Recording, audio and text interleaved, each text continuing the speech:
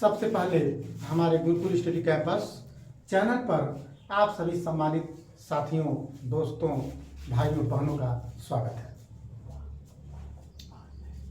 ये alternating current प्रत्यावर्ती धारा का चैप्टर हमने आपको वीडियो में भेजा है, पढ़ाया है।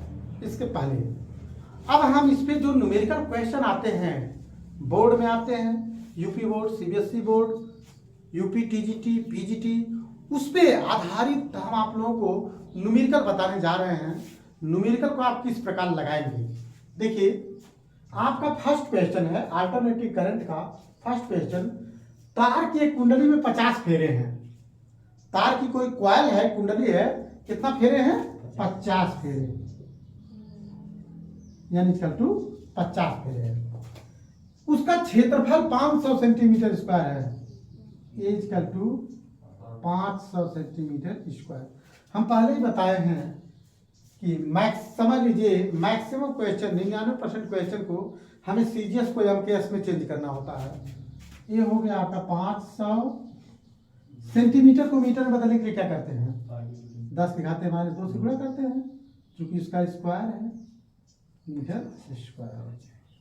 500 गुणे 10 की घात -4 मीटर स्क्वायर, या आप ये कह सकते हैं 5 गुणे 10 की घात -2 मीटर स्क्वायर, क्योंकि 2 है -4 है।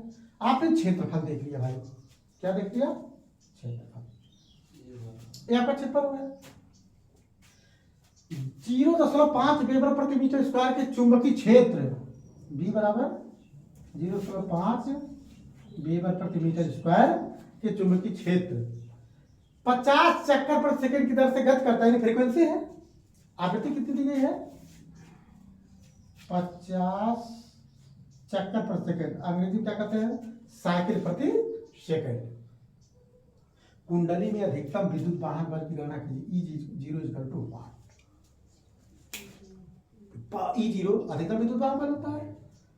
ईओ या जो भी हम कह लें, ठीक है ना, तो क्या है? E0 = N/VA omega. ये फार्मूला आप लोगों को बताया है। E0 = N/VA omega. आपके पास N है, आपके पास B है, आपके पास A है। ओमेगा = 2πN होता है। N/VA omega = 2πN। 2π आप अलग लिख लीजिए। N की वैल्यू कितनी है? 50। B की वैल्यू कितनी है? 0.5। अच्छा, क्षेत्रफल कितना है? 5 गुणे 10 की घात -2 है। अब फ्रीक्वेंसी कितनी दी गई है? आवृत्ति 50 दी गई है। अब इस चीज को आप लोगों को हल करना है। अब आप लोग इसको हल कैसे करेंगे? ये देखिए 10 से -2 है ना, 2π गुणे 5 गुणे 0.5 गुणे 5 गुणे 5। अब देखिए 0 और 0 सब हुआ, 10 पे 2 होगा, 10 से -2, 10 पे 2 × 10 से -2, ये दोनों खत्म हो गए। अब इसको देखिए 5 × 5 = 25, 125 गुणे 0.5 गुणे 2π। ठीक, इसका आप कर दीजिए। ये आप देखिए 5 गुणा 10 1π, 125 गुणे पाई। ये कैंसर तो आपका ए ही हो जाएगा। विद्युत वाहक बल का मात्रा क्या होता है? वोल्ट होता है। पाई का मान रख दीजिए 125 गुणे 3.14। तो 125 में 3.14 का मल्टीप्लाई आप लोग कीजिए, कितना होगा? 392.5 होगा। 392.5। एक बार मैं पूरा इसको समझा देता हूँ। देखिए सवाल से आपको घबराने की आवश्यकता नहीं है, आप केवल बस डाटा लिख लीजिए। कुंडली में फेरों की संख्या दी गई है, क्षेत्रफल दिया गया है, तो सेंटीमीटर को हम मीटर में कन्वर्ट कर लेते हैं। मेरा चुंबकीय क्षेत्र दिया गया है, यहाँ दिया गया है E0 = N/VA ओमेगा। इसको सॉल्व करने के लिए आप लोग इंटरमीडिएट या और भी हाई लेवल के एग्जामिनेशन में हैं, तो इसके सलूशन में कोई प्रॉब्लम है नहीं। सलूशन तो आप लोग आसानी से कर लेंगे। देखिए ये 2 0 है, इससे खत्म हो गया, बाकी मल्टीप्लाई कर दिया, आंसर हो गया।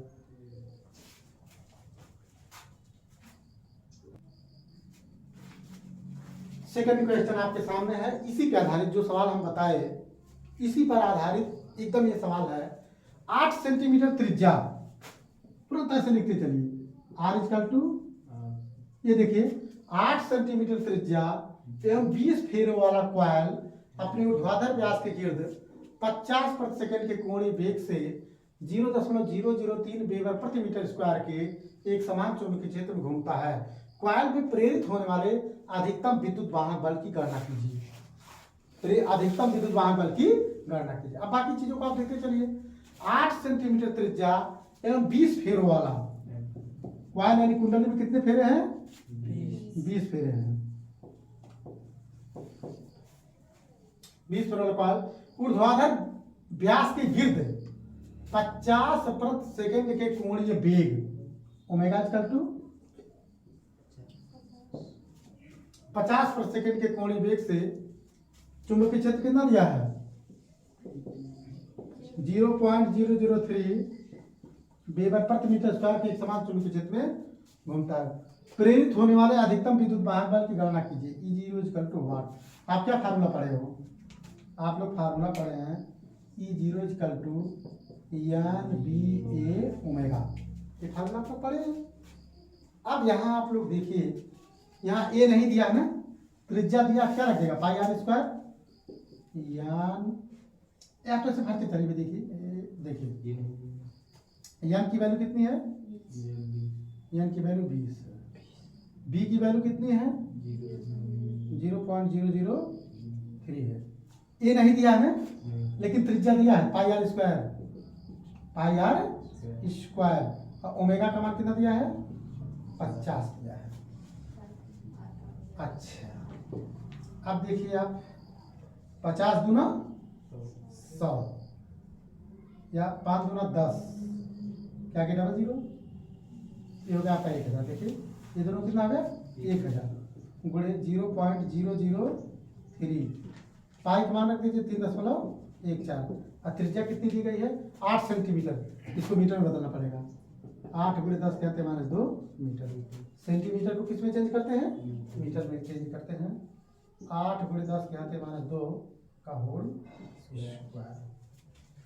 अब आप लोग देखिए 1000, इसको आप क्या लिख सकते हैं?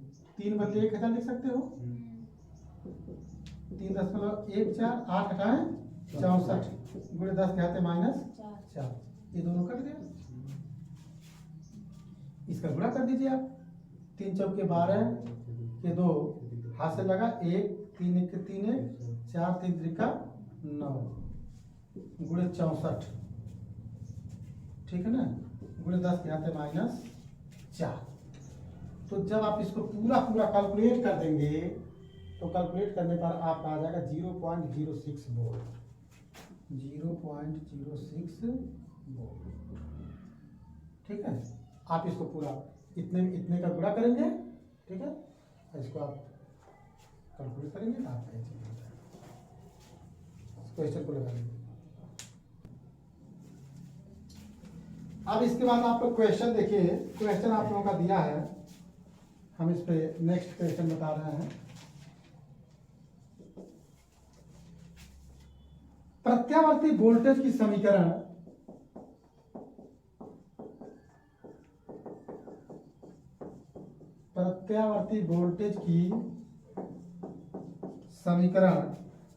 V equal to 220 sign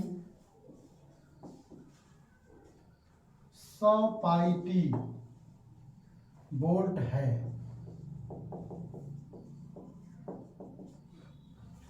voltage का शिखर मान एवं आवृत्ति क्या कीजिए। बहुत इंपॉर्टेंट सवाल है, आउट है ये। वोल्टेज का शिखर मान एवं आवृत्ति ज्ञात कीजिए।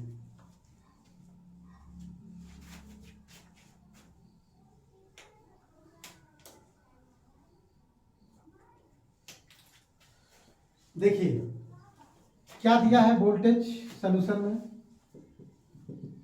V equal to 220 sine 100 pi T है। तो प्रत्यावर्ती वोल्टेज का समीकरण क्या होता है? V equal to V O sine omega T. ठीक है, अगर आप फाई के रूप में रहता तो फाई से कंपेयर कर रहे थे, तो जब तुलना करेंगे से तुलना करने पर तो वी ओ इक्वल टू क्या होगा? 220 वोल्ट। यानी जो एसी आ रही है आप लोग घर में, आप लोग के घर में कितनी एसी आती है? 220 वोल्ट की आती है ना। तो ये क्या होगा? आउटपुट वोल्टेज वीओ कितना होगा? 220 वोल्ट। और क्या ज्ञात करना? आवृत्ति ज्ञात करना। यहां से तुलना कर लो। ओमेगा टी बराबर 100 पाई टी, टी से टी कट गया। Omega equal to 2 pi N बराबर 100 पाई, पाई से पाई कट गया। ये 2 एन इक्वल टू 100, तो एन इक्वल टू 50 हर्ट्ज। एकदम जो आप लोगों के घर में एसी आती है वह समीकरण उसी का है। आप लोगों के घर में जो अल्टरनेटिंग करंट आती है इसी का यह समीकरण है। ठीक है ना। वोल्टेज, आउटपुट वोल्टेज 220 आ गया और फ्रीक्वेंसी कितनी हो गई? 50 हर्ट्ज हो गई।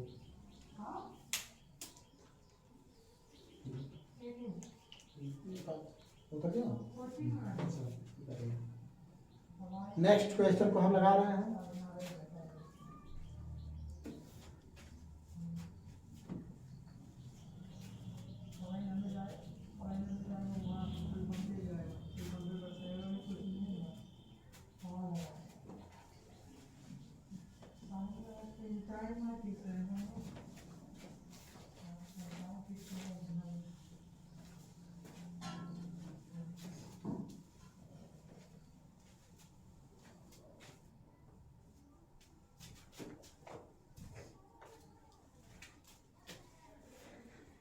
चलिए फिर क्वेश्चन दिया गया, एक प्रत्यावर्ती धारा की समीकरण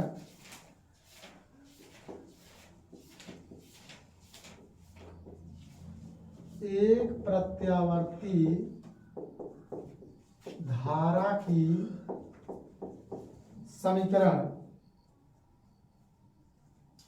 I equal to 4 sine 100 pi T minus 5 100 pi T minus 5 है।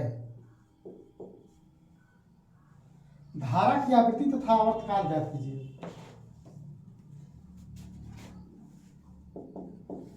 धारा की आवृत्ति तथा आवर्तकाल ज्ञात कीजिए।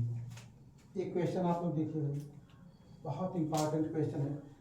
अब देखिए दिया गया समीकरण क्या है? करंट का समीकरण I equal to 4 sine 100 pi T minus 5 है। तो धारा की आवृत्ति और आवर्तकाल आप लोगों को ज्ञात करना है। इसकी तुलना I equal to I0 sine omega T plus 5 से करने, ठीक है ना। प्लस माइनस दोनों होता है, माइनस 5 से भी आप कर सकते हैं। प्लस माइनस 5 से करने पर I0 इक्वल टू क्या होगा? 4 एम्पियर। यानी अगर पूछता धारा का शिखर मान क्या होगा, तो धारा का शिखर मान कितना होगा? 4 एम्पियर। अब यहां तुलना कीजिए। Omega t equal to 100 pi T, t t cancel हो गया, ठीक है ना। 2 पाई एन बराबर 100 पाई, पाई पाई कट गया तो एन इक्वल टू 50। वही चीजें भी है। यानी जो प्रत्यावर्ती धारा आपके घर में आती है, आपके घरों में प्रयुक्त होने वाली एसी की आवृत्ति कितनी होती है? 50 साइकिल पर सेकेंड या 50 हर्ट्ज होती है। आप लोग के घर में जो करंट आती है उसकी फ्रीक्वेंसी होती है 50 हर्ट्ज। इस पे मैं प्रैक्टिस, अच्छा और क्या पूछा? इसका आवर्तकाल भी पूछा ना। तो जब आवृत्ति निकल गई तो आवर्तकाल बराबरी बटे आवृत्ति होता है ना। आवर्तकाल बराबरी बटे आवृत्ति 1/50 का मान हो जाएगा 0.02।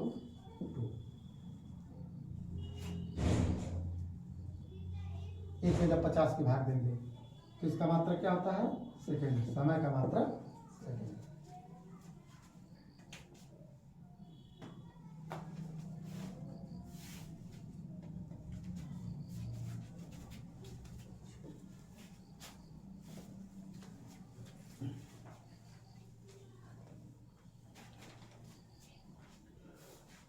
नेक्स्ट क्वेश्चन लिख रहे हैं, इसी पे आधारित हम लिख रहे हैं क्वेश्चन।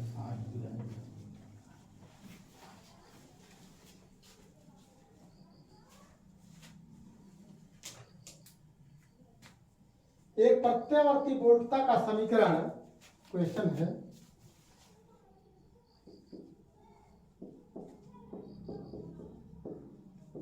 एक प्रत्यावर्ती बोल्टता का समीकरण V इक्वल टू 200 करने में 2 200 under root 2 sine 100 pi T, sign 100 pi T. तो प्रत्यावर्ती विद्युत वाहक बल की आवृत्ति एवं आवर्तकाल ज्ञात कीजिए। प्रत्यावर्ती विद्युत वाहक बल की आवृत्ति एवं आवर्तकाल ज्ञात कीजिए।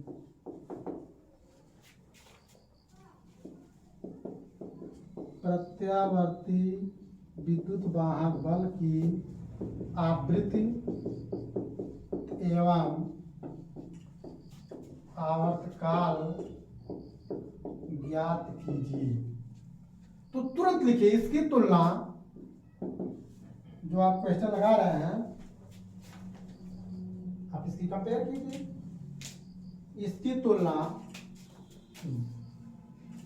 दिया गया पहले प्रत्यावर्ती वोल्टेज का समीकरण 200 under root 2 sign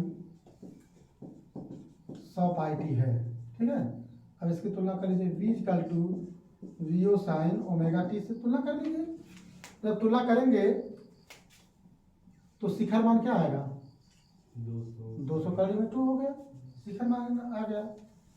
omega t equal to, एकदम देखिए सबका उत्तर सेम आ रहा है, 100 पाई टी, टी कट गया, 2 पाई एन इक्वल टू 100 पाई। अब देखिए पाई से पाई कैंसिल हो गया तो एन इक्वल टू 50 हर्ट्ज। अब इसका निकालिए आप आवर्तकाल, आवर्तकाल बराबर 1/50, 0.02 सेकेंड आ गया।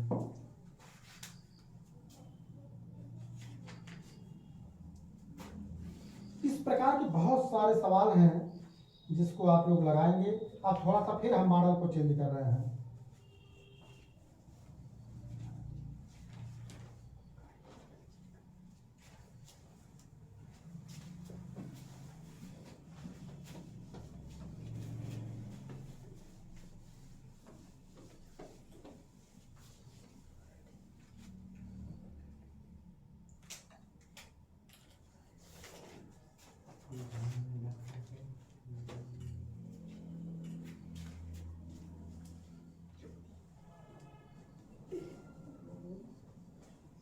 एक प्रत्यावर्ती धारा का समीकरण, नेक्स्ट क्वेश्चन में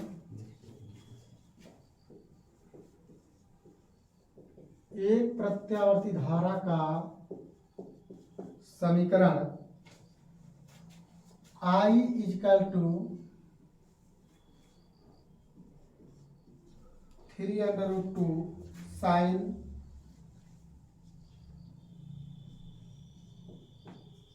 100 पाई प्लस पाई बाई 4 है। तो धारा का वर्ग माध्य मूल मान और आवृत्ति ज्ञात कीजिए। तो धारा का वर्ग माध्य मूल मान एवं आवृत्ति ज्ञात कीजिए। एक क्वेश्चन है आप लोगों का।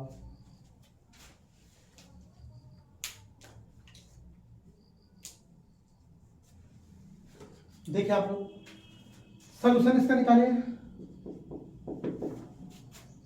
I equal to 3 under root 2 sine 100 pi plus pi by हो। इसकी तुलना I equal to I0 sine omega T plus five से कर लीजिए, ओमेगा टी प्लस फाइव से कर लीजिए। तो I0 का मान क्या हो जाएगा 3√2, जबकि ये पूछा भी नहीं है। अगर आपसे पूछ लेता धारा का शिखर मान ज्ञात कीजिए, तो धारा का शिखर मान क्या हो गया 3√2। अब आप यहां से तुलना कीजिए, omega t equal to 100 pi, omega t equal to 100 pi. तो आपसे क्या पूछ रहा है, वर्ग मान, ध्रुव मान एवं आवृत्ति आपसे पूछ रहा है।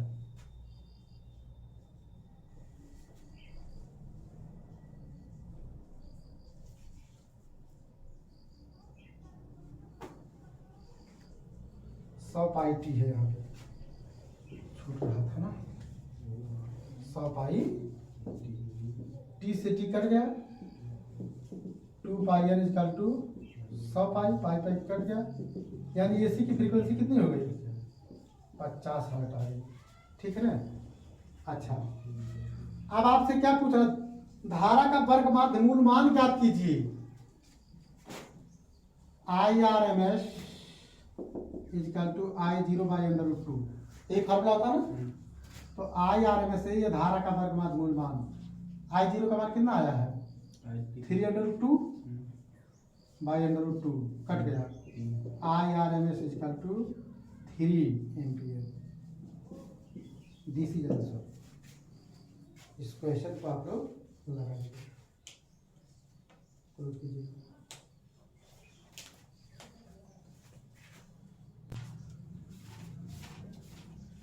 हमारे घरों में 220 वोल्ट तथा 50 हर्ट्ज की विद्युत सप्लाई होती है। सच्चाई की बात है। हमारे आपके घर में जो लाइट आती है, जो करंट आती है, उसका वोल्टेज कितना होता है 220 वोल्ट होता है जी। हमारे घरों में 220 वोल्टेज पर एसी की सप्लाई होती है। अच्छा, तथा 50 हर्ट्ज घरों में प्रयुक्त होने वाली एसी की फ्रीक्वेंसी कितनी होती है 50 हर्ट्ज होती है। वोल्टता का वर्ग माध्य मूल मान एवं शिखर मान ज्ञात कीजिए। आपसे क्या पूछ रहे हैं, VRMS एवं I0 आपसे पूछ रहे हैं इक्वल टू वाट। ठीक, तो आप लोग क्या फार्मूला पढ़े भाई, VRMS equal to VO by √2 पढ़े हो। तो VO equal to VRMS into √2। हमारे घर में 220 वोल्ट आता है ना, 220 इंटू √2 नियरली 311 हो जाता है ना। इसको मैं वीडियो में पहले भेज चुका हूँ।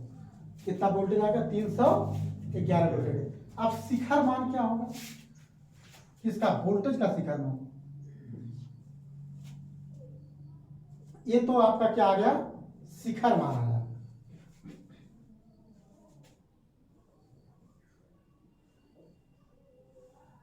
और जो VRMS वैल्यू होती है हमारे घरों में एसी की सप्लाई VRMS के रूप में होती है 220 वोल्ट। एक बार मैं फिर से इसको समझा देता हूँ।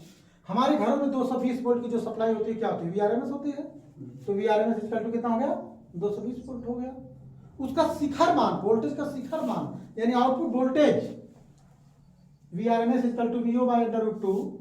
तो VO equal to VRMS into √2।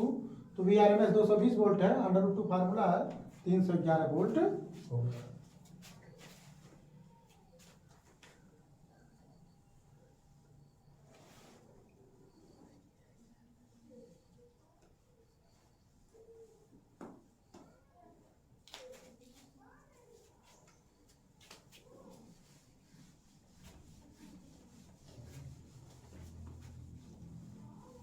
Next question हम लिख रहे हैं। नेक्स्ट क्वेश्चन हमारा है 141.42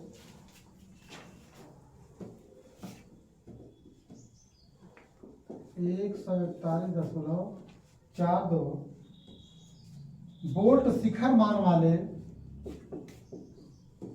वोल्ट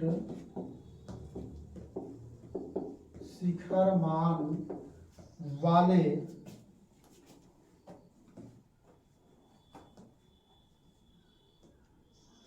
प्रत्यावर्ती वोल्टेज का वर्ग माध्य मूल मान कितना होगा। प्रत्यावर्ती वोल्टेज का शिखर मान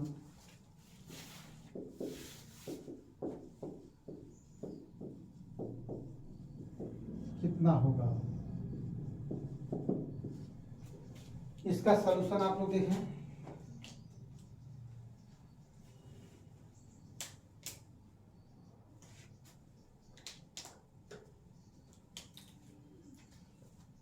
शिखर मान, वोल्टेज का शिखर मान क्या होता है, वीओ 141.42 दिया गया है।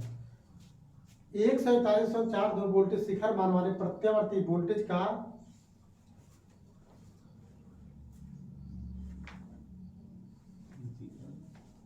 का वर्ग माध्य मूल मान कितना होगा।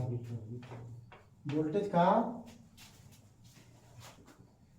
वर्ग माध्य मूल मान ये पूछा है, वर्ग माध्य मूल मान कितना होगा। यानी आपसे क्या पूछ रहे हैं, VRMS।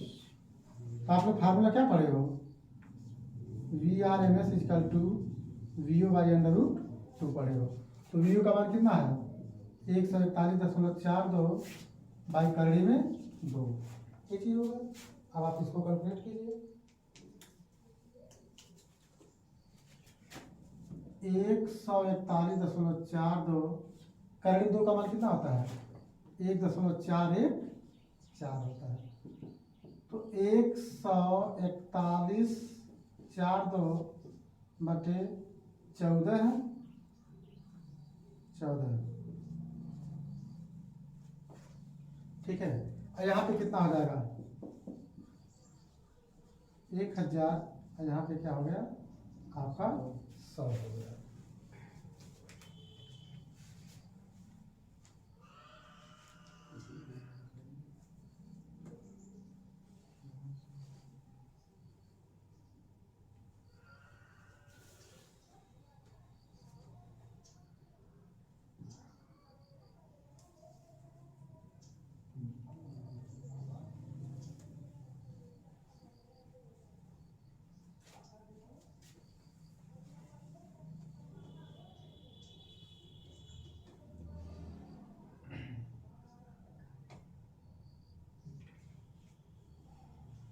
इसको आप एक बार और कर सकते हैं, ये हो गया, ये दोनों कट गया, 0000 कट गया, 100 वोल्ट आ गया। VRMS मान कितना आ गया 100 वोल्ट हो गया।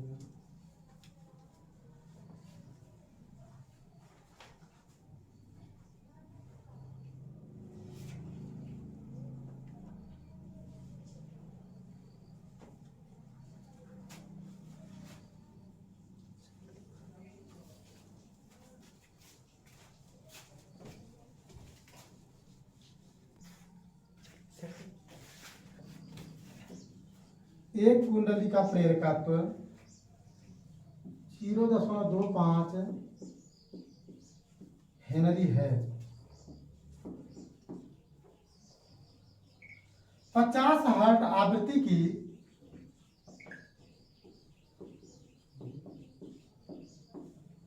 50 हर्ट्ज आवृत्ति की प्रत्यावर्ती धारा के लिए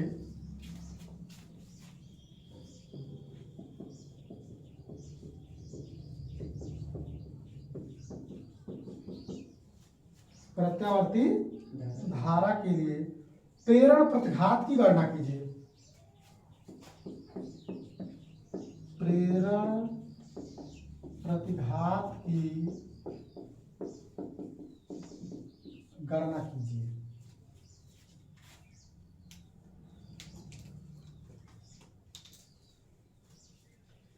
देखिए प्रेरण प्रतिघात क्या होता है, एक्सेल होता है। जैसे प्रतिरोध न कहते क्या कहते हैं, प्रेरण प्रतिघात कहते हैं। फार्मूला तो एक्सेल बराबर 2πfl। 2π, अच्छा फ्रीक्वेंसी देखो कितनी दी गई है 50 है, और प्रेरकत्व कितना है 0.25 हेनरी है। इसका सलूशन आप लोग देखिए, ठीक है। इसका सलूशन कैसे होगा, पाई मान 3.5 एक 4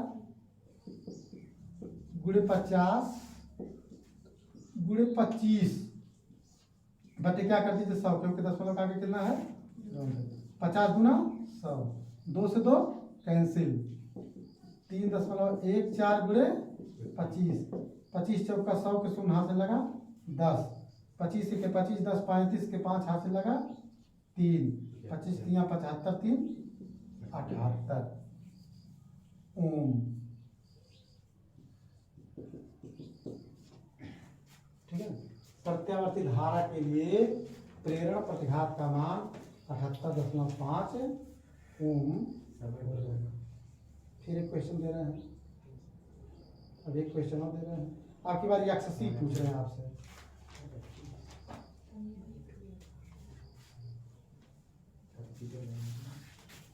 ये सब एग्जामिनेशन में आने वाले सवाल हैं, ये सब ओनली एग्जाम कंपटीशन में और बोर्ड एग्जाम में आने वाले क्वेश्चन हैं, इनकी प्रैक्टिस आप लोगों को भली बात होनी चाहिए। फिर क्वेश्चन है 60 माइक्रोफैरड धारिता के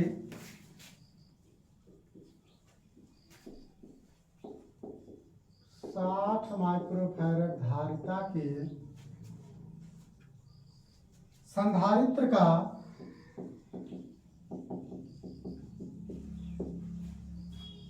संधारित्र का 600 हर्ट्ज आवृत्ति पर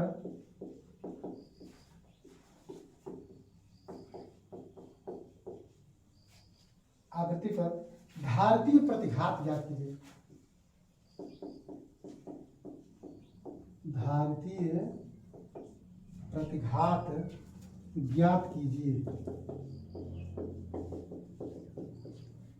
धारतीय प्रतिघात जानते क्या होता है? वही प्रतिरोध न कह करके धारतीय, अगर परिपथ में कोई धारिता होती है हम उसे प्रतिरोध न कह करके क्या कहते हैं? धारतीय प्रतिघात। XC बराबर 1/2 पाई FC। क्या फार्मूला आता है? लप्सी नहीं, FC। XC equal to 1/2 pi FC। Pi मान 3.14, फ्रीक्वेंसी कितनी दी गई है? 600 दी गई है, 600 दी है। और ये कितना? 60 माइक्रोफैरड, यानी 60 गुणे 10 के घात माइनस 6 घात फैरड। ठीक है ना? इस चीज को आप लोगों को हल करना है। तो इसका सलूशन देखिए भाई कैसे आप लोग करेंगे। देखो 10 पे माइनस 6 है ना, ऊपर कर दीजिए, क्या हो गया? 10 पे 6 हो गया। इसको पूरा आप पूर्णांक पे चेंज कर लीजिए। 2 गुणे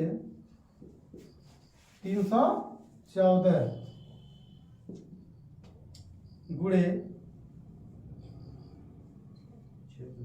6 गुणे 6 गुणे 10 के घाते 3, 2 एक कट गया, क्या हो गया? 10 के घाते 3 हो गया। ठीक है ना? 10 के घाते 3 का मतलब क्या हो गया? 1000। 6 36, 36 दूना 72।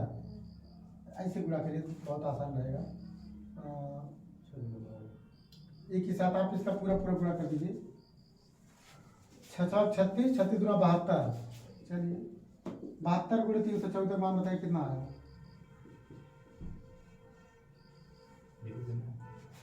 72 गुणे 314 बताइए।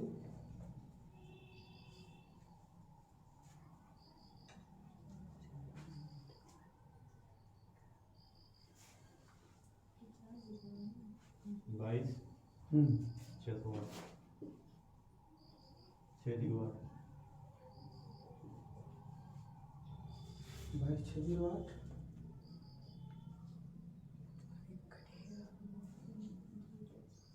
तो क्लोज करिए। देखिए आप लोग 60 माइक्रोफैरड धारिता के संधारित्र, एक एक आराम से लिखते चलिए। 60 माइक्रोफैरड धारिता, यानी कि सी का मान कितना दिया गया है? 60 माइक्रोफैरड। सी का मान कितना है? 60 माइक्रोफैरड। माइक्रोफैरड को फैरड में बदलते हैं। 60 गुणे 10 कहते माइनस 6 घात फैरड हो गया। अब आपसे क्या पूछ रहा है? 600 हर्ट्ज आवृत्ति, यानी फ्रीक्वेंसी अब कितनी दी गई है? 600 हर्ट्ज दी गई है। धारती प्रतिघात XC equal to 1/2 pi FC। 1/2 pi का मान 3.14, एफ का मान 600, और ये कितना है 60 में 10 का मान 76 है। अब देखिए भाई यहाँ हम क्या किए 2 गुणे 314 किए हैं ना, तो क्या है ये 10 में 2 ऊपर चला गया। ठीक, देखिए मैंने ये 314 है, जब हम इसको 3.14 को 314 लिखे तो ऊपर कितने का गुणा हो गया 100 का गुणा हो गया। और नीचे हमारा जो है कि ये आपका है 6, ठीक है ना, तो 6 गुणे 6 कर दिए, 10 के हाथे 3 कर दिए, और ये 10 में -6 हमारा ऊपर गया कितना हो गया 10 पे 6 हो गया। एक कैलकुलेशन है, इजीली कैलकुलेशन। अभी मेरा 1 लाख हो गया बटे इतना हो गया, पूरा हमने कैलकुलेट कर दिया, क्या आ गया 4.42 ओम आ गया, 4.42 ओम हो गया। तो आज के इस वीडियो में इतना ही। प्रत्यावर्ती धारा पर आधारित हमने महत्वपूर्ण न्यूमेरिकल क्वेश्चन को बताया। इस न्यूमेरिकल क्वेश्चन को आप लोग लगाइएगा, इस पे आधारित बहुत सारे सवाल आप लोगों के बुक में दिए गए हैं, एग्जाम्पल में हैं, उनको प्रैक्टिस कीजिएगा और वीडियो को देखिएगा। अगर उसमें कोई दिक्कत आएगी तो ज़रूर कमेंट बॉक्स में लिखिएगा और लगाइएगा, समझिएगा। वीडियो को लाइक, सब्सक्राइब, शेयर, कमेंट करना ना भूलें। बहुत बहुत धन्यवाद।